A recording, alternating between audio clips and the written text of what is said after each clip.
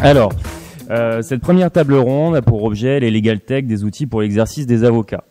Comme l'a signalé notre confrère Mathieu à l'instant, vous le savez, depuis 2016, nous avons la possibilité, en qualité d'avocat, de développer des activités commerciales à partir du moment où c'est connexe à notre activité. Bien sûr, on le sait, il y a des critères. Je lisais encore tout à l'heure le rapport du CNB qui a été rendu par Audrey Chemouli, qui précise vraiment les conditions et comment lancer. Donc on a un vrai guide pratique pour lancer cette activité. On sait que soit on peut lancer cette activité à l'intérieur du cabinet, soit on peut créer des sociétés dédiées à côté afin de pouvoir développer bien sûr l'activité, chercher du financement et bien sûr lancer le produit. Alors là, l'objectif de cette table ronde, vous avez vu, elle est dense. Nous avons beaucoup de confrères qui ont lancé des produits différents et on voit que il y a deux axes forts, j'ai envie de dire, qui se dégagent des solutions qu'ils ont développées, qui sont en train de développer. On voit que d'un côté, il y a certaines solutions qui sont dirigées pour les confrères, pour faciliter les mises en relation, faciliter le lien entre les confrères, et d'autres outils qui sont peut-être plus destinés à la relation entre les avocats et leurs clients. Donc, si ça vous va, je vais vous interroger chacun à votre tour afin de vous demander comment concrètement vous avez eu l'idée, dans un premier temps, de développer votre solution, comment vous l'avez mis en œuvre, quelles interrogations vous êtes posées et à quel stade de développement vous êtes à l'heure actuelle. Je pense que ce premier tour de table de chacun permettra à nos confrères ici de voir un petit peu les outils que vous développez. Et ensuite, bien sûr, il y aura d'énormément de questions, je suppose, qui vont ressortir de vos échanges et de vos présentations. Donc, on regardera ça dans un second temps. Alors, j'ai envie de dire, nous allons commencer par le début avec avec Emeline qui donc développe la solution Fredag. Emeline, je vais te laisser nous expliquer un petit peu la solution que tu développes, un petit peu de formation, comme tu me l'indiquais, pour les confrères. Je fais une activité qui s'appelle la fiscalité. Ah, plus près, c'est ça. Je suis fiscaliste. C'est clairement pas la matière la plus facile pour les gens. Et je me suis effectivement aperçue que souvent, j'agissais plus en tant que pompier, plus que en tant que conseil dès le départ. Ce qui était dommage, c'est j'étais face à de nombreuses personnes qui, par exemple, ont voulu faire de l'investissement fiscal, tout simplement la défiscalisation, notamment beaucoup dans l'immobilier, et qui revenaient, qui s'étaient fait complètement avoir par leurs conseils. Et l'objectif pour moi, c'était de me dire quelle est la solution que je peux trouver pour les informer en amont, pour qu'ils soient en capacité de comprendre ce qui se cache par exemple derrière un Pinel, derrière un déficit foncier, des choses comme ça, de façon facile, vulgarisée, parce que c'est vrai que la fiscalité, c'est quand même pas la matière la plus intéressante. Donc j'ai effectivement eu l'idée de développer Fredag. Alors dans les questions que tu posais, c'est au tout début, vous avez entre guillemets l'exclusivité, puisque grâce à la superbe réaction d'un imprimeur montpelliérain, les cartes de visite sont sorties aujourd'hui. Toute l'ADA a été refaite. Donc voilà, c'est l'exclusivité, mais c'est effectivement en cours de développement. Donc, par contre, si vous souhaitez co-construire le projet, l'idée, c'est de permettre aussi aux confrères qui le souhaitent de pouvoir les aider en développant une plateforme pour de faciliter aussi la transmission du droit et la formation également à leurs clients s'ils le souhaitent. Parce que la fiscalité, c'est sympa, mais il y a d'autres choses à faire. Donc voilà. J'ai tout dit. Oui, merci pour cette présentation. Justine, est-ce que tu peux nous présenter un petit peu le projet entre confrères et notamment l'évolution un petit peu qu'il y a eu récemment, que tu m'expliquais l'autre jour? Alors moi, je représente Marie Duhaut, qui est avocate et qui a créé Entre Confrères. Donc là, effectivement, on vient de changer d'activité pour devenir un cabinet de conseil dédié aux avocats. Et du conseil surtout en innovation. On s'occupe aussi de la carrière, de l'organisation du cabinet, de la croissance et donc de l'innovation. Donc pour parler d'innovation, on s'est rendu compte qu'en fait, il y a des pratiques, des méthodes qui sont appliquées dans d'autres secteurs qui peuvent être appliquées au cabinet d'avocats pour les aider en termes d'organisation, de relations clients, en termes de productivité. Donc on a choisi une nouvelle technologie, une nouvelle solution pour proposer des outils sur mesure, à moindre coût et dans des délais réduits aux avocats. Donc voilà l'activité d'Entre Confrères, la nouvelle activité. Merci beaucoup, Justine. Corinne, pour Inc Avocat. Donc toi, tu as développé cette solution à Montpellier. C'est très récent. Tu as eu un prix, si je ne me trompe pas. Je te laisse nous expliquer. Alors, donc moi j'ai développé Inc Avocat parce que en tant qu'avocat tourné vers les particuliers, puisque je fais du droit pénal et du droit de la famille, je rencontrais des difficultés pour collecter les pièces de mes clients. Un rendez-vous client classique se termine par une liste de pièces que je remets ou que j'envoie par mail, mais peu importe. Le client a souvent une ou deux pièces sur lui, et puis ensuite, au fil de ses envies et de ses oublis, je vais recevoir un peu par la poste, un peu par mail, un peu quelques SMS, souvent des formats photos, souvent du page à page aussi, ce qui m'oblige à un exercice de reconstitution d'un véritable puzzle qui me prend beaucoup de temps, et je voulais sortir de cette difficulté-là et consacrer ce temps plus valablement, puisque c'est un temps qui n'a aucune valeur ajoutée. Et aujourd'hui, avec l'application Inc Avocat, une solution est mise en œuvre pour que le client transmette facilement ses pièces et que l'avocat reçoive les pièces dans l'ordre demandé, que du format PDF et plus de page à page, mais des documents en entier. Est-ce que éventuellement, je crois que tu avais passé les slides, tu veux faire une démonstration? Je sais que Gaël aussi avait des choses. Sur les slides, il n'y a pas vraiment de démonstration, il y a une explication. Là, on met la dernière main sur le développement du scanner, mais on est au point. Juste ce week-end, le développeur s'occupe de terminer. Donc du coup, l'application n'est pas accessible aujourd'hui, mais ceux qui veulent une démonstration, on pourra laissez-nous un mail et on pourra vous envoyer un lien pour que vous puissiez télécharger très rapidement. Merci Corinne. Ganaël, alors toi tu as développé Applicab. Alors pareil, tu m'as laissé les slides, tu veux que je les mette? Ça marche. Vous m'entendez? Ouais. L'idée d'Applicab, c'est que j'avais au cabinet, moi aussi je travaille pour des particuliers, un contentieux de masse qui devait rapporter beaucoup d'argent, qui en fait a failli me faire couler. Et j'avais la difficulté, c'est que j'avais beaucoup de clients, beaucoup de dossiers, l'obligation de les mener jusqu'au bout, mais aussi l'obligation de survivre, et donc de trouver des méthodes de travail plus rentables, plus efficaces, plus productives, et une vraie remise en question de comment on fait notre job, parce qu'on est presque sacrifié, mais il y a aussi des réalités économiques. Et donc l'idée, ça a été de créer un workflow, la liste de toutes les tâches que je vais faire. Il y en a, vous savez, 110. Quand on fait du contentieux, ça va de la convention d'ONO à l'assignation, la mise en état, l'exécution, la CARPA et tout ça.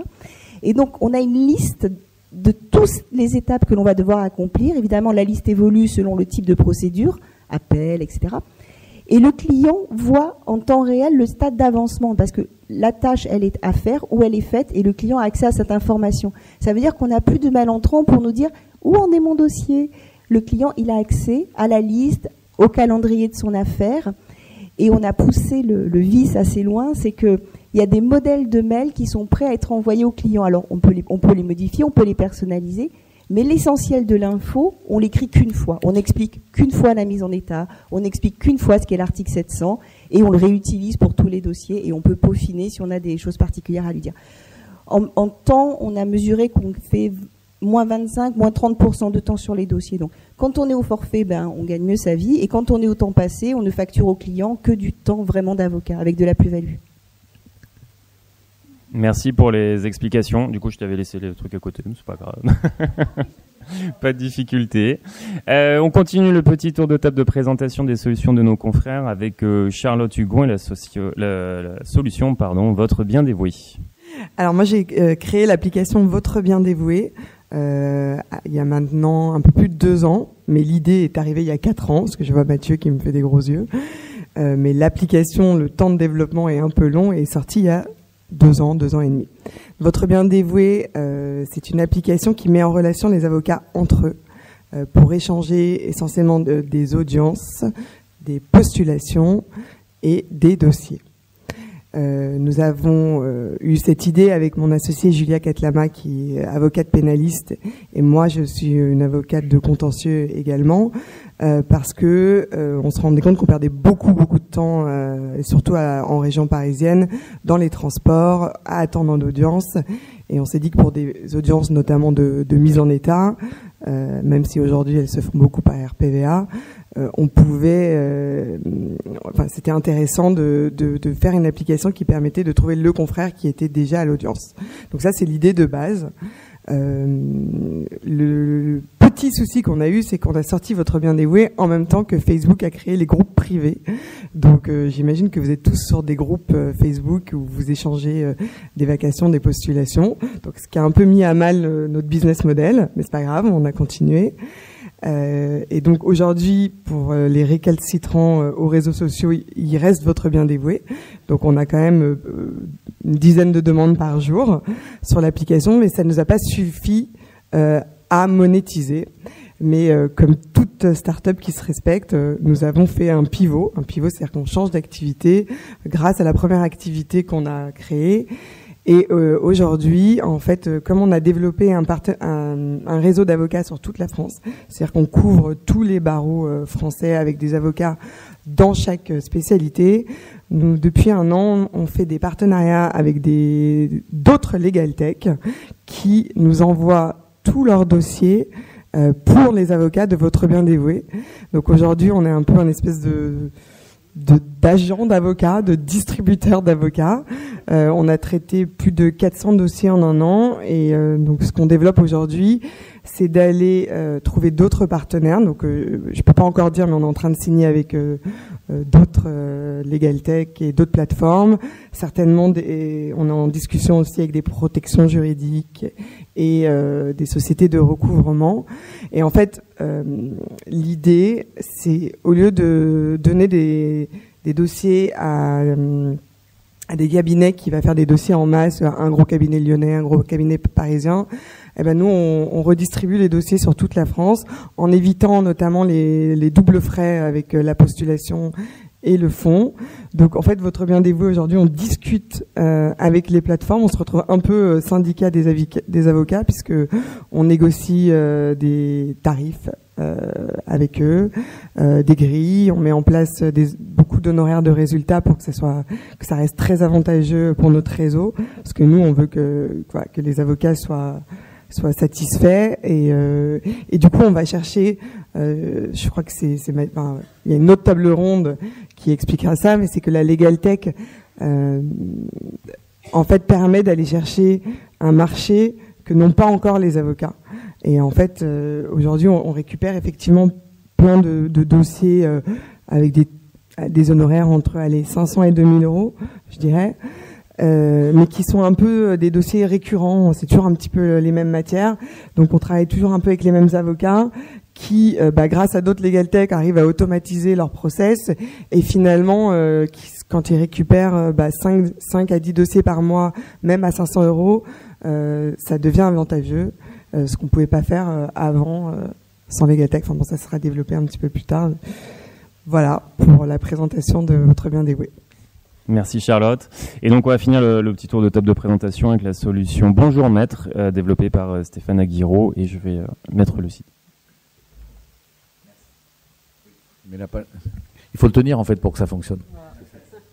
D'accord. Alors bonjour à tous, donc je suis Stéphane Aguirre, moi j'ai créé en 2015 une legal tech qui s'appelle domainelegal.com et aujourd'hui je travaille avec à peu près 1600 confrères dans toute la France à qui cette legal tech envoie des dossiers tous les jours. Et ces confrères-là, je me suis aperçu qu'il y avait une problématique assez importante. Parce que beaucoup de confrères n'ont pas de site internet, n'ont pas de solution de paiement et n'ont pas de service client à proprement parler, c'est-à-dire soit un secrétariat qui est capable de répondre au téléphone, mais également un secrétariat qui est capable de vendre même la prestation du confrère quand on répond au téléphone. Et donc, en complément de domaine légal, j'ai créé bonjourmaître.com qui apporte ces outils-là aux confrères. C'est-à-dire que Bonjour Maître, le simple fait de s'inscrire sur Bonjour Maître va générer la création d'une page web au nom de chaque cabinet d'avocats, qui présente le cabinet. Donc le texte que vous voulez y mettre est un texte qui est totalement libre. Vous présentez votre cabinet, vous indiquez quels sont vos tarifs. 2 tarifs sont indiqués, parce que je pourrais vous dire tout à l'heure pourquoi, l'objectif étant de faire une entrée en relation avec le client Donc 2 tarifs sont indiqués, un tarif de consultation téléphonique, un tarif de rendez-vous en cabinet. Et en fait, sur cette même page de présentation du cabinet, il y a aussi un outil dynamique de prise de rendez-vous, de explication de la problématique du client et également, évidemment, c'est le nerf de la guerre, un outil de paiement de la prise de rendez-vous, sachant que le rendez-vous n'est pris en compte ou la demande du client n'est prise en compte à partir du moment où ce client aura prépayé le rendez-vous ou la demande de consultation téléphonique qu'il aura faite. Donc chemin faisant, je me suis dit qu'en définitive, cette page de présentation était aussi intéressante pour permettre aux confrères d'encaisser des honoraires.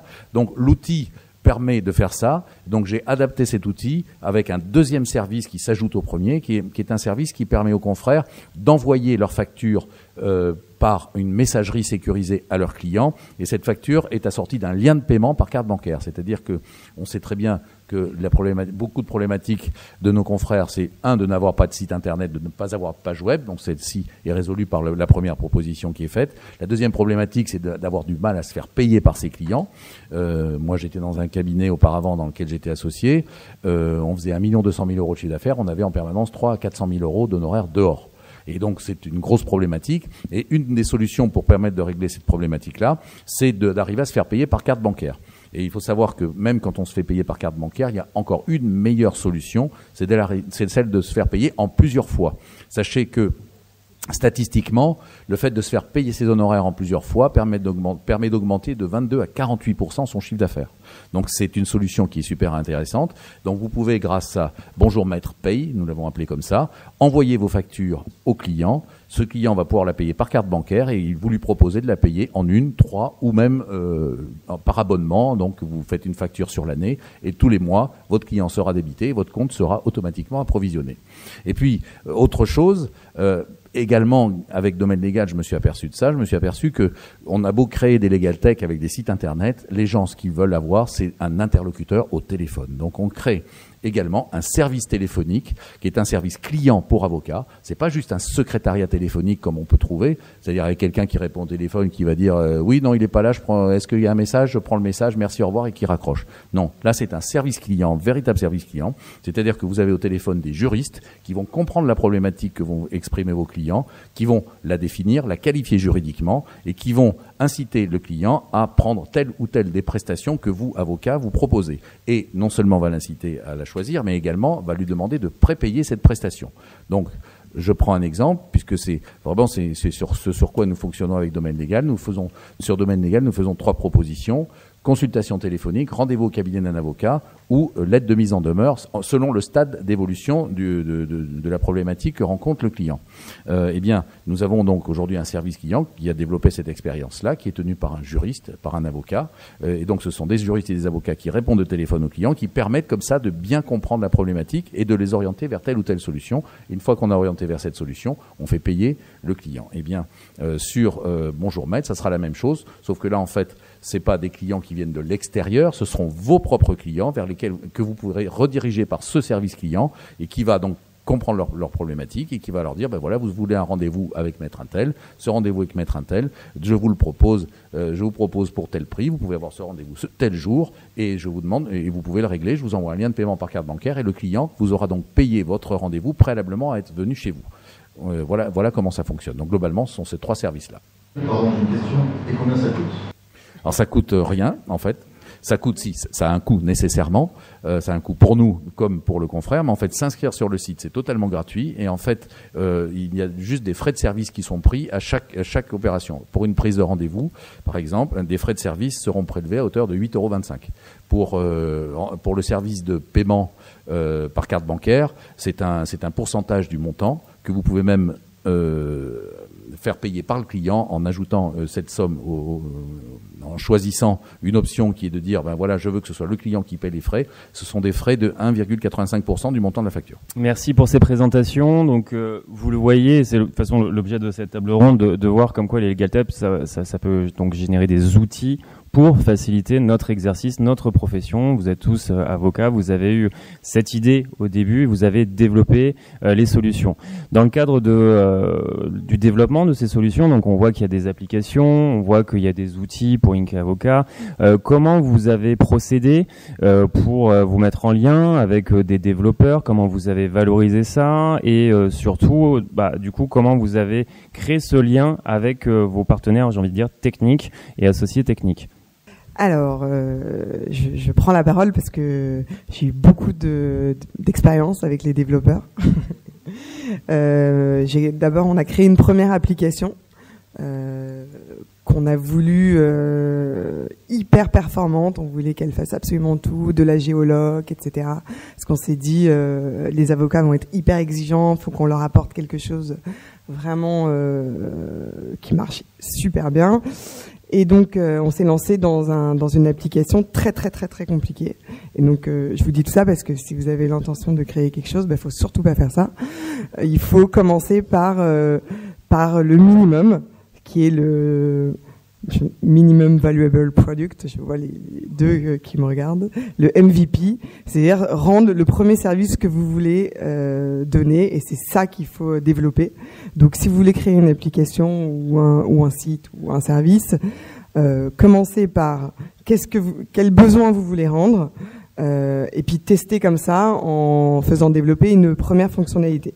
Donc je vous dis ça parce que nous on a développé une première application et le développeur a disparu de la circulation et on s'est retrouvé à avoir payé quand même 30 000 € pour quelque chose qu'on ne pouvait plus utiliser. Mais bon voilà, c'était il y a 5 ans, donc on était les premiers, on a payé les pots cassés. C'est pour ça qu'on a fondé Avotech aussi, pour se dire faites surtout pas ça. Donc ensuite nous on a levé des fonds. Et là, on est passé aux choses un peu plus sérieuses, et on a fait un casting de développeurs. On a contacté les clients des développeurs pour savoir comment ça s'était passé. On a pris une agence où il y avait 10 salariés. On n'a pas pris quelqu'un qui était en free, parce que du coup, quelqu'un qui est en free, s'il disparaît, il n'y a plus personne derrière. Donc voilà comment. Et pour la deuxième application, on a retiré des fonctionnalités, alors qu'on pensait que 2 ans après on en aurait rajouté, et on a fait le contraire. Mais aujourd'hui ça marche beaucoup mieux, c'est beaucoup plus fluide. Dans cette agence, du coup, il y a aussi quelqu'un qui nous a aidé dans l'UX. L'UX, c'est l'expérience utilisateur, parce qu'on s'en rend pas compte, mais de faire cliquer sur un bouton, c'est toute une réflexion et toute une maquette derrière. Si c'est simple, ça veut dire que derrière ça a été énormément travaillé. Quand on monte une start-up, en général, ce que je conseillerais, et encore une fois, on l'a pas fait parce que nous c'est des prestataires extérieurs, mais c'est qu'on se rend pas compte que la tech, c'est vraiment un point central de la société, et donc on a quand même tout intérêt à s'associer tout de suite avec ce qu'on appelle un CTO, un technique, chef technique officer, chief technique officer, parce que en fait, c'est le point central d'une legal tech, parce que comme son nom l'indique, il y a de la tech, et voilà, et donc il vaut mieux avoir quelqu'un dans son équipe qui est prêt aussi à attendre que les résultats tombent. Et parce qu'il est associé. Et j'ai plus de mots. Voilà. D'autres retours d'expérience par rapport au choix que vous avez fait avec vos techs? Vas-y. Effectivement, il faut avoir dans son entourage quelqu'un qui soit capable d'intervenir, parce qu'il y a toujours des problématiques techniques, et c'est important. Alors moi, j'ai fait un choix dans mon entourage, puisque j'ai un fils qui est développeur. Je l'ai formé depuis tout petit à développer les sites, à développer les applications, en disant tu verras papa dans quelques années. Voilà. Bon, mon problème c'est que mon fils est développeur, mais il est maintenant parti aux États-Unis, il travaille là-bas, il travaille pas pour moi. En revanche, mon fils a des amis, heureusement, et il m'a orienté vers un ami. Et en effet, cet ami que j'ai eu au téléphone encore tout à l'heure a développé le site bonjourmaître.com. Et comme l'a dit Charlotte, ce qui est très important, c'est que quand il n'est pas dans votre entourage familial proche, il faut qu'il fasse partie de votre actionnariat, qu'il fasse partie du groupement pour qu'il soit vraiment impliqué. Et donc du coup, Raphaël, notre développeur, bénéficiera d'un nombre d'actions dans la société qui sera égal à celui des autres, de façon à être impliqué de la même manière. Et c'est vrai qu'il est très impliqué. Donc, mais c'est vrai que c'est très important. Merci Stéphane. D'autres retours d'expérience? Ouais, Justine.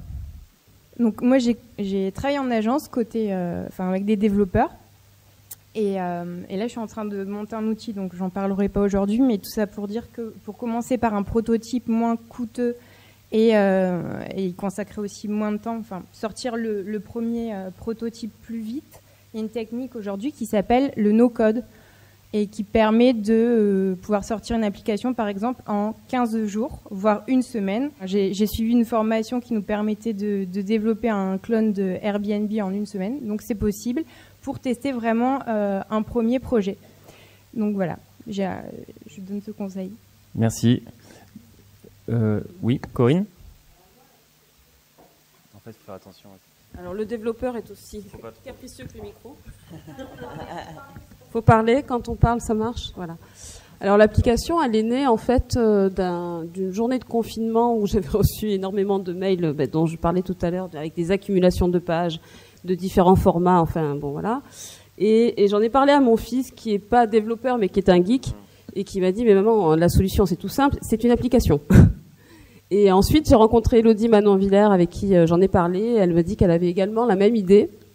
Et on a commencé à travailler ensemble autour d'Ink-Avocat dans ces conditions-là. Mon fils a fait un prototype, une VO, enfin une V0, qui nous a permis de voir que tout fonctionnait.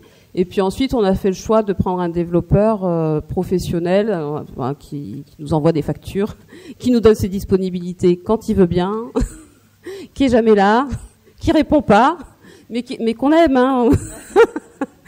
Enfin, on l'aime encore. Mais voilà. Non, il sait parfois être très souple et parfois pas du tout. Mais voilà, le monde de la tech, c'est aussi ça.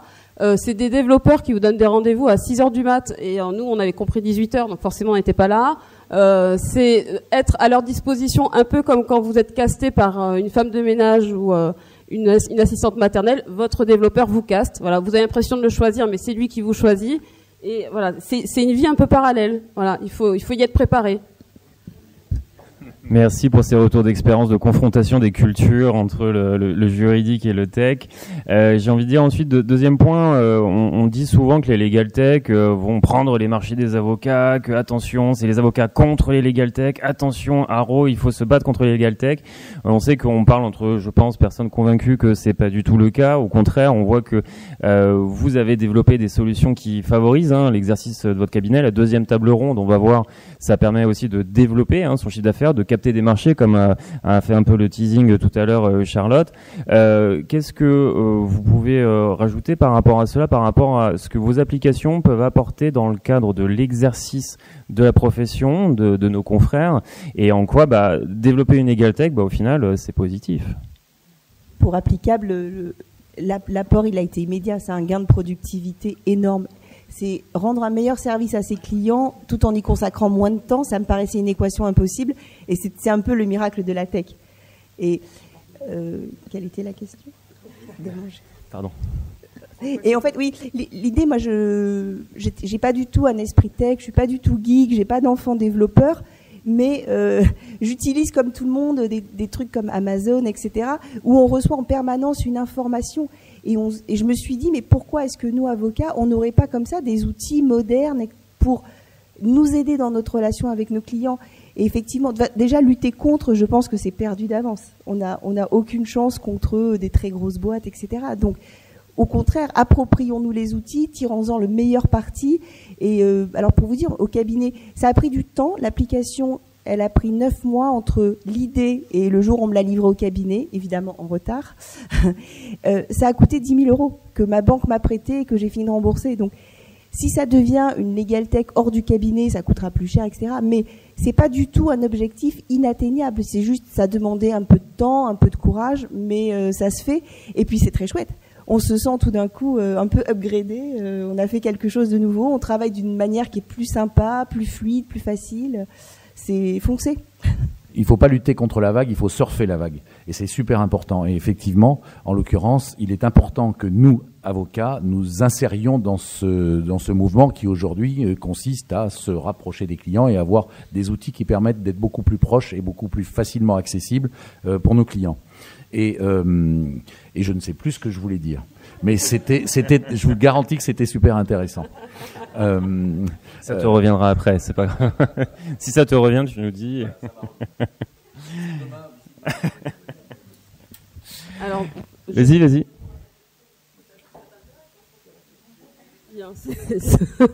Alors, non, ce que je voulais dire, c'est qu'au-delà de la transmission des pièces et du temps sauvé, évidemment, puisque la productivité a du sens, c'est aussi un outil de se tourner vers la satisfaction du client. Je trouve que nos professions sont mal notées par les clients, que ce soit en termes de disponibilité ou en termes de retour d'expérience, et de donner aux clients l'occasion d'avoir un outil qui est dédié à la production des pièces, certes, mais surtout qui évite des crispations en début de relation, parce que forcément, quand je l'appelle 12 fois pour lui dire que j'ai pas la page 12 de son contrat de mariage et que je voudrais bien avoir aussi le recto et le verso de son avis d'imposition, il y a un moment où voilà, on est quand même sur des chemins un peu tendus dès le début de la relation, et c'est un peu dommage. Et surtout, on devient quand même beaucoup plus réactif. On est censé quand même pouvoir réagir sur des situations d'urgence. Or, la production des pièces, c'est parfois quelques jours pour certains, ça peut aller jusqu'à quelques semaines et des fois quelques mois, alors qu'on est sur des domaines qui nous demandent d'être présents et réactifs. Donc je pense que voilà, l'intérêt du client, c'est aussi de reconnaître chez son avocat voilà, une disponibilité et de pouvoir compter sur lui. Qu'est-ce qui se passe si vous changez de développeur? Est-ce que les informations passent de l'un à l'autre, qui appartient à des codes sources? Comment faites-vous juridiquement? Ça nous appartient à nous. On a fait des contrats et ils nous ont cédé tous les droits. C'est nos codes, c'est notre propriété. En fait, la question, elle est pas sur la propriété et sur le juridique. C'est de savoir comment il a codé. La difficulté, c'est de trouver un développeur qui est capable de reprendre ce qu'a fait l'ancien. Qui a codé avec le même langage. Alors, comme disait Justine, je crois, il y a des techniques de no-code. Moi, je sais que votre bien dévoué, aujourd'hui, on l'a développé tout le back-office. C'est un système qui est mis en place par Google. Donc, du coup, c'est beaucoup plus simple puisqu'il y a beaucoup de développeurs qui savent utiliser ce système. Ensuite, le front, c'est en fait ce que vous voyez sur l'application. C'est du manuel, mais avec des langages officiels. Parce que je vous racontais tout à l'heure mes déboires avec mon premier développeur, c'est que c'était un génie, mais en gros, quand j'allais voir plein de développeurs, on m'a dit c'est super ce qu'il a fait, mais c'est comme Gaudi. C'est infini, on peut pas finir, on peut pas reprendre. Voilà, c'est beau, mais c'est-à-dire qu'il a fabriqué lui-même la vis et le boulon. Voilà. Et voilà, si je réponds à vos questions. Donc, on est propriétaire de nos codes, et c'est pour ça que c'est important d'aller voir, de se renseigner sur le langage, et voilà, prendre des informations là-dessus avant de commencer avec un développeur. Merci. Vas-y, Stéphane, ça s'est revenu, je crois. La question initiale était, il faut ne pas avoir peur de ces développements parce que l'objectif n'est pas de piquer des clients aux avocats, c'est au contraire augmenter le nombre de personnes qui viennent vers nous. Je vais vous donner 2 chiffres qui sont très parlants. Un sondage avait été fait selon lequel, auprès de personnes qui éventuellement auraient affaire à des avocats, on leur avait posé la question de savoir s'ils feraient appel à des avocats. Et ils disaient non, il y a 50% des personnes qui disent moi je ne règle pas mes problématiques juridiques parce que j'ai peur d'aller voir un avocat. Différentes peurs sont là, c'est le prix, on est impressionné par la science qui émane de nous, etc. Et puis c'est compliqué de s'approcher d'un avocat. Donc 50% des personnes qui ont un problème juridique ne le résolvent pas par les voies de droit. Ça, c'est le premier chiffre. Deuxième chiffre, chaque année, il y a 2 millions d'affaires qui viennent devant les tribunaux. Donc ça veut dire qu'en gros, ces 2 millions d'affaires, ça représente 50% des problématiques qui pourraient être réglées par les voies de droit. Donc nous avons aujourd'hui une marge de 2 millions de dossiers supplémentaires que nous pouvons aller chercher. Et on pourra aller les chercher que si justement on fait tomber ces obstacles qui sont la peur de la justice, la peur de l'avocat, et dont le prix fait partie, évidemment. Donc, les legal tech sont destinés à faire ça, justement. Et c'est la raison pour laquelle c'est au contraire de prendre des dossiers aux confrères, c'est justement d'augmenter le marché sur lequel on travaille. Merci pour cela. Oui, Justine, un complément ? Juste rajouter que si vous avez un projet d'innovation, vous n'êtes pas obligé de passer en direct avec des développeurs. Vous pouvez aussi vous appuyer sur le travail de chefs de projet ou d'interlocuteurs qui sont aguerris en gestion de projet web ou en gestion de projet d'innovation. et qui permettront de traduire vos besoins et de voir avec le développeur, l'équipe technique, les faisabilités, etc. De cadrer un périmètre et de dresser un cahier des charges correct pour vous éviter des mauvaises surprises, justement. Et donc, c'est ce qu'on propose aussi chez Entre Confrères. Merci beaucoup. Et donc, la solution Entre Confrères, si vous l'avez compris, vous pouvez donner davantage d'explications, du coup, encore à Justine après. Donc, on l'a vu, développement de marché, optimisation des process, mais aussi, j'ai envie de dire, donc, Justine le disait, amélioration aussi du fonctionnement, marketing. Peut-être, Émilie, un complément par rapport à cela, sur les modalités, un petit peu, ta démarche de vouloir un petit peu former et améliorer le développement et la relation avec les clients.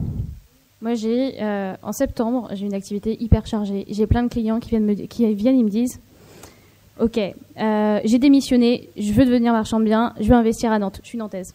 Bon, clairement, le marché nantais, c'est à peu près la même chose que dans pas mal de l'agglomération. Clairement, il n'y a rien. Et moi, c'est impossible, c'est très très difficile. Les gens qui n'ont pas de financement, qui n'ont rien, qui démissionnent, qui sont en train de probablement, j'allais dire bousiller leur vie, mais pas loin. Et là, je me dis, ouch. Et c'est là, pour le coup, qu'effectivement, nous, je trouve qu'on a un rôle hyper important, et moi, c'est une des raisons pour lesquelles, effectivement, j'ai voulu monter Freytag, c'est être en capacité de dire, tiens, pendant que vous êtes sur la plage et que vous regardez des vidéos sur comment devenir marchand de biens, toi qui fais de l'immobilier, tu les vois aussi après, et je démissionne, et mince, c'est catastrophique, c'est plutôt se dire, avant de démissionner, prenez le temps de vous renseigner auprès d'un avocat qui va avoir la possibilité de vous donner des informations justes, car rien à vous vendre derrière, à part son conseil, sa science, son accessibilité. Et effectivement, l'objectif de la formation, c'est ça, c'est leur permettre de pouvoir avoir accès à un avocat, à des informations claires avant la catastrophe. Je réponds pas du tout à ta question, on est d'accord? Mais c'est pour répondre aussi à celle que tu posais avant, mais effectivement, c'est se dire, tiens, quel est le rôle à nous, avocats, le tuto fiscal. Alors non, c'est pas si facile que ça d'être marchand de biens. Si vous avez envie de quitter la profession d'avocat pour faire un truc vachement plus cool, c'est-à-dire passer votre temps sur la plage, il y a des solutions, mais démissionnez pas tout de suite. Ça va être compliqué.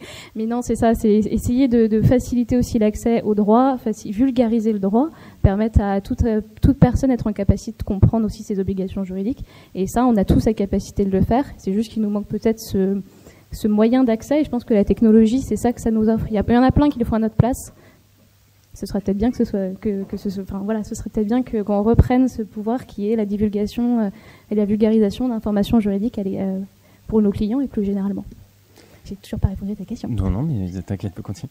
Merci en tout cas pour ces précisions. Donc on voit les legal tech, il faut pas forcément les laisser se développer en dehors. Les incubateurs, les associations telles que Avotech sont là pour accompagner et aider les confrères à développer leurs solutions. Et vous en êtes le bel exemple. Donc félicitations.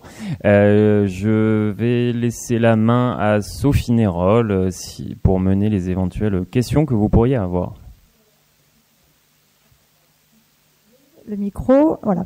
Donc merci à tous et bravo, merci de vouloir aider la profession. Alors vulgariser la fiscalité, beau travail.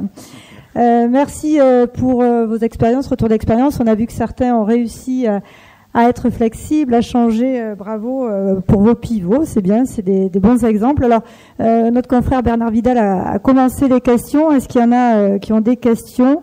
C'est le temps avant la pause, avant qu'on passe à la prochaine table. Oui. Tout à l'heure, on a parlé des Américains, de surfer la vague, etc.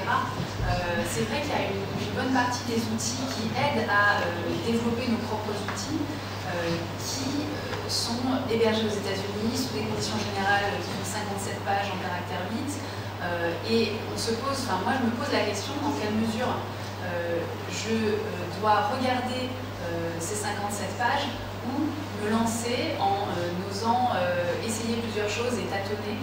Est-ce que vous lisez tout et en vous disant peut-être que le CNP ou la CNIL va me taper sur les doigts pour mon RGPD, ou est-ce que vous essayez, vous faites confiance et vous vous dites on verra plus tard? La question, elle est juste sur personne n'utilise de legal tech américaine, non? Je dis des bêtises. Par exemple, nos codes... Ah, d'accord. Bah alors il faut rien lire et y aller. Je pense que c'est ça la réponse. Voilà. Il y a des versions françaises, il y a des versions européennes, il y a des versions qui sont plus respectueuses aussi que les versions américaines.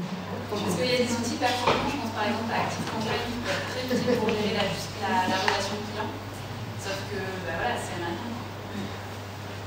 y a une étude de Harvard Business Review il y a 10 ans qui voyait aux États-Unis comment les avocats réussissaient quand ils devenaient entrepreneurs versus des entrepreneurs.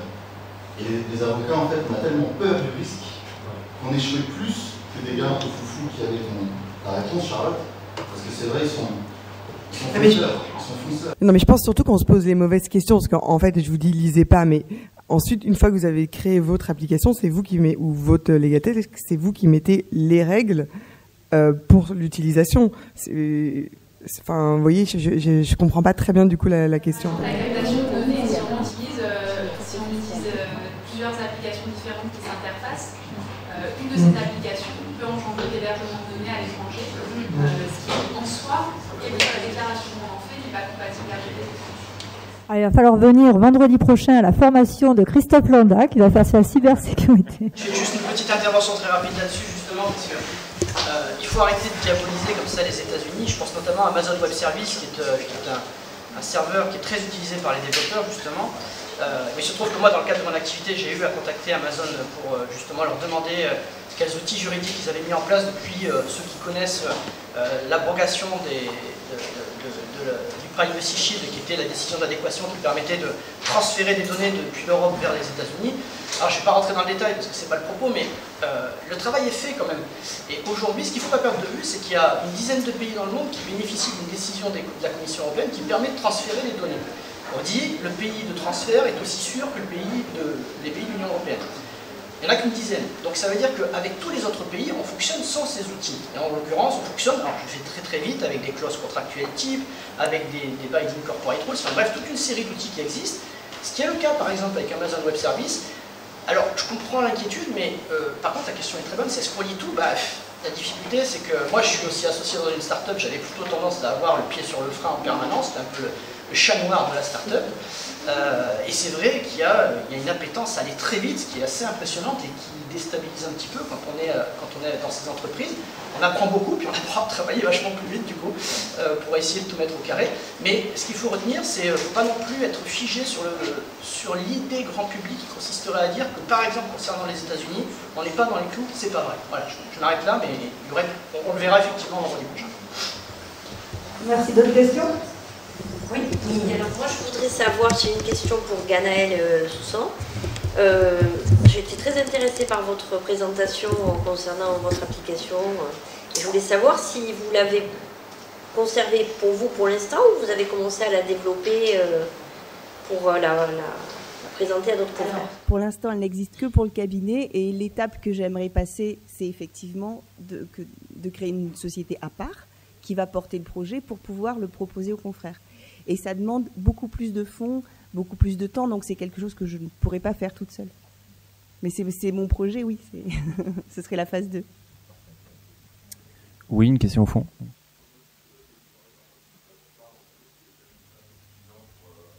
Moi, je vais vous dire, c'est contre-intuitif, mais ce que je constate, c'est que comme je suis moins agacée par des demandes de où en est mon dossier, je dois aller chercher le bulletin de mise en état dans mon agenda, etc., du coup, je suis plus sympa avec les clients. Et puis quand ils appellent, c'est parce qu'ils ont... non, mais je vous dis la vérité. Hein. Quand ils appellent, eux aussi, ils sont plus détendus. Et ils appellent pour une vraie question, ou ils envoient un mail parce qu'ils ont un vrai sujet. Et donc, l'échange est qualitatif. Tout ce qui est standardisable, ça passe par la machine. Et tout ce qui est de la vraie plus-value, ouais. Et donc, je trouve qu'on a des échanges de qualité. Maintenant, je vous rassure, il y en a qui sont rétifs. Qui ne veulent pas passer par l'outil, bon, c'est pas grave. Je les facture à l'heure. Et je voulais... je voulais juste ajouter quelque chose. Je pense que ça dépend aussi du type de dossier qu'on traite. Il y aura Benjamin Mérès qui sera sur une table ronde tout à l'heure, qui lui avait développé un outil pour tout ce qui est demande d'indemnité pour les retards de vol grâce à la directive de 2014. Et ça, c'est des dossiers où le client veut récupérer 300-400 euros. Et en fait, il s'adresse un peu à une machine. Donc, effectivement, pour ce type de dossier, la standardisation et l'automatisation posent pas de problème à personne. Et je pense que la LegalTech remplacera jamais, effectivement, dans un dossier pénal ou dans un dossier qui tient plus à cœur pour le client, le contact humain avec l'avocat. Je peux ajouter peut-être une petite anecdote. Effectivement, le côté humain est absolument essentiel. on a des outils, mais ce ne sont que des outils. Ça il faut vraiment bien se dire ça. Je vous donne un exemple. Un jour, moi, j'ai un client, je partais en week-end, j'ai un client qui pose une question sur mon site Domaine Légal, et je prends en charge la question.